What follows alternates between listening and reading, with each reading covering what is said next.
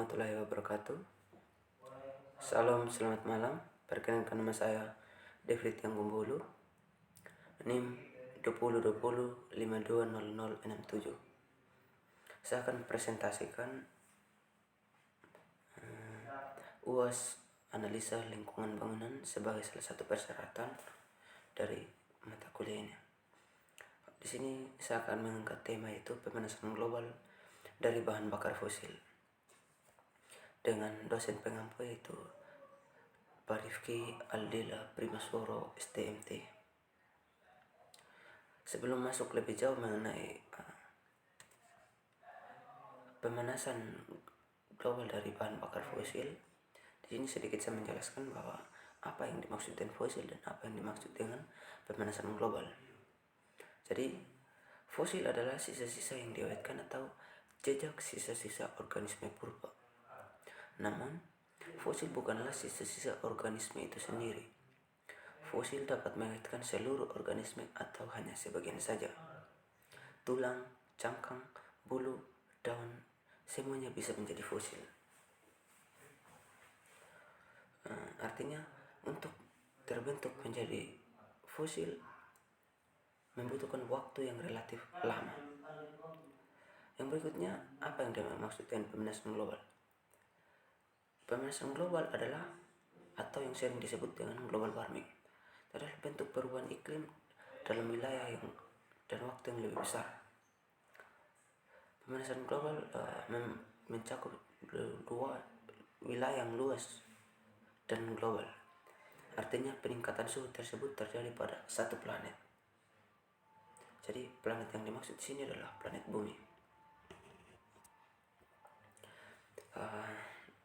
Mengapa bahan bakar fosil itu berbahaya untuk keberlangsungan makhluk hidup di Bumi, terlebih khususnya planet Bumi? Secara sederhana, penyebab bahan bakar fosil merugikan itu kan menghasilkan polusi. Dan juga ketika kita membakar bahan bakar fosil seperti batu bara, minyak, dan gas alam, terdapat sejumlah besar karbon dioksida yang dikeluarkan ke atmosfer. Jadi, ketika hasil pembakaran dari bahan bakar fosil menghasilkan karbon dioksida itu akan menyebabkan lapisan ozon semakin menipis, sehingga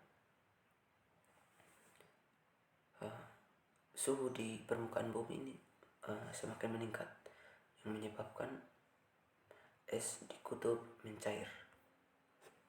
Berikut bagaimana pengaruh bahaya dari bahan bakar fosil untuk pemanasan global. Dalam era yang modern ini, peningkatan penggunaan BBM terutama dari fosil itu semakin meningkat. Artinya, meningkatnya penggunaan bahan bakar minyak fosil itu berbanding lurus dengan meningkatnya gas karbon dioksida sebagai hasil dari pembakaran dari bahan bakar fosil minyak. Bahan bakar minyak fosil. Seperti diketahui, gas karbon dioksida adalah salah satu komponen gas rumah kaca. Diperkirakan setiap tahun sekitar 18,35 miliar ton karbon dioksida.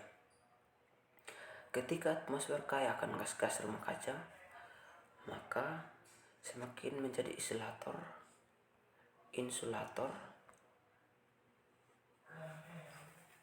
yang menahan lebih banyak dari panas matahari yang dipancarkan ke bumi, sehingga menyebabkan pemanasan global. Penyebab utama pemanasan global ini adalah pembakaran bahan bakar fosil seperti minyak bumi, gas alam, batu bara yang melepaskan gas karbon dioksida, dan gas-gas lain yang dikenal sebagai gas rumah kaca ke atmosfer. Global sudah menjadi isu internasional dan menjadi masalah dunia karena dapat membahayakan kehidupan dunia. Di antaranya adalah suhu bumi meningkat, peningkatan permukaan laut, gangguan ekologis, dan dampak sosial politik. Jadi baik, ketika kita sudah mengetahui dampak-dampak yang dihasilkan oleh pemanasan global, jadi ada beberapa cara yang dapat kita tempuh untuk mengatasi hal tersebut. Yang pertama, kita dapat gunakan transportasi umum atau sepeda. Kenapa kita harus menggunakan transportasi umum? Sebagai analoginya, ketika dalam satu bis di situ ada 30 orang, artinya kita sudah mengurangi 30 jenis kendaraan. Jadi di sini kita mengurangi emisi karbon. Berikutnya, minimalkan penggunaan peralatan yang mengandung CFC. Perlu diketahui bahwa CFC ini adalah freon. Ketika freon dilepaskan ke atmosfer, freon akan berubah menjadi karbon dioksida yang menyebabkan pemanasan global semakin meningkat. Berikutnya, matikan perangkat elektronik saat tidak terpakai. Seperti kita ketahui bahwa elektronik saat ini di era modern ini tidak dapat terhindarkan. Namun, ketika tidak dipakai, kita dapat mematikannya untuk menghemat energi listrik. Berikutnya, hemat air. Kita tahulah bahwa hemat air juga ini sangat berpengaruh pada pemanasan global. Jadi, matikanlah keran ketika air tidak dipakai. Reuse atau menggunakan lagi satu barang lebih dari sekali. Ini mencakup penggunaan kembali secara konvensional, di mana barang dipakai lagi dengan fungsi yang sama. Artinya penggunaan barang memilih barang yang dapat digunakan lebih dari sekali.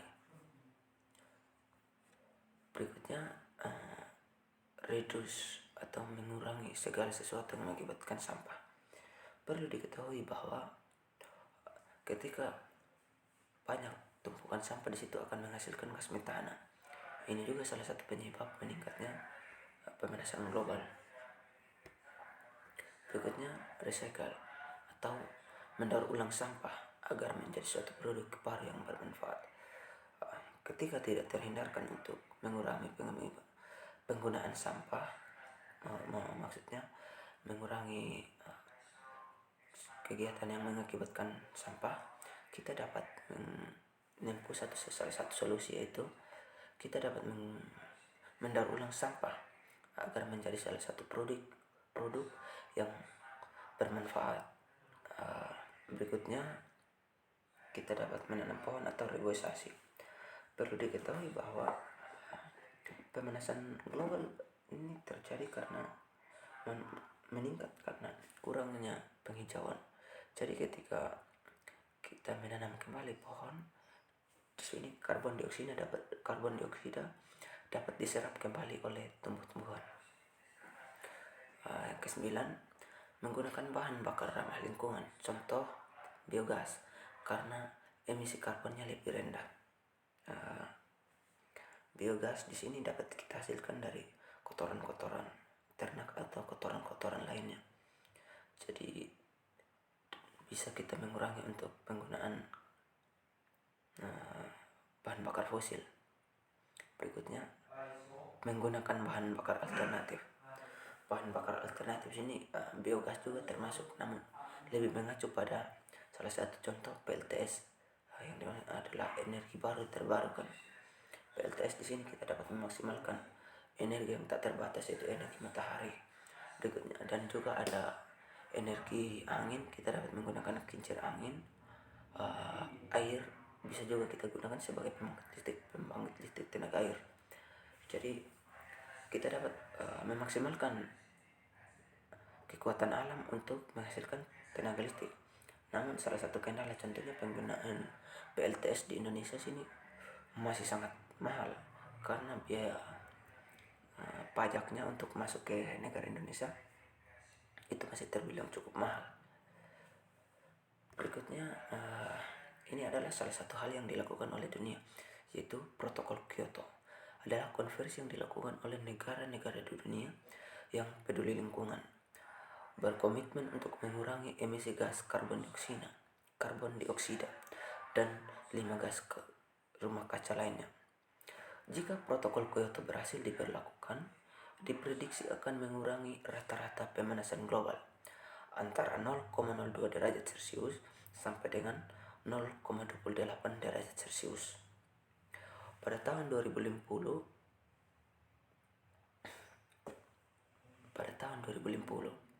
Indonesia sebagai negara yang masih memiliki hutan yang cukup luas memiliki peluang untuk mensukseskan protokol Kyoto tersebut. Jadi demikianlah hasil presentasi saya.